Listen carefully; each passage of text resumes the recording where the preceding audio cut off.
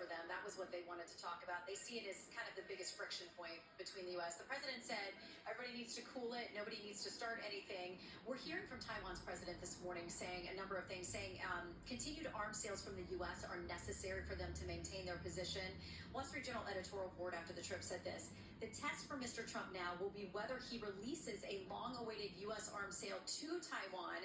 Mr. Xi wants a veto over those sales, but Taiwan needs U.S. weapons as a deterrent as it works to reach its goal of spending 5% of its economy on defense by 2030.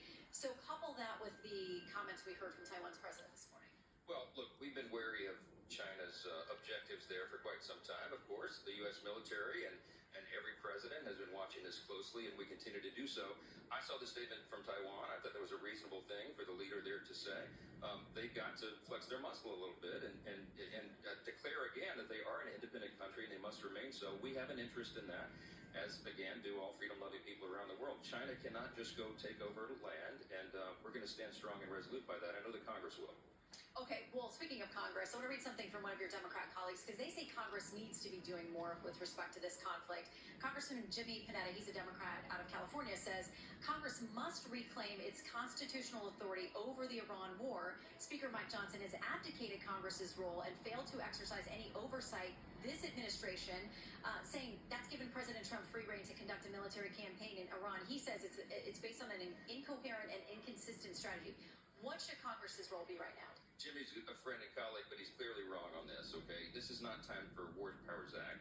Operation Epic Fury has been declared concluded, and it is, and now we're into a new project, and that is to get the Strait of Hormuz open. This is about diplomacy and negotiation. You don't have kinetic warfare right now. You don't have missiles flying around, and so we've got to allow the administration time to finish this and sort it out. And, how much time? Well, we'll see. I mean, this is a day-by-day development. The president has his hands on this every single day. The Pentagon, the Joint Chiefs of Staff, everybody is involved. They're pushing it as aggressively as they can. The challenge has been in Iran, as I explain to everybody all the time, is we took out about 4 layers of leadership there. So they've needed some time to sort out who has the authority to get this straight. But I'm very optimistic about it. I've talked to allied nations around the world. They want to assist in this as well.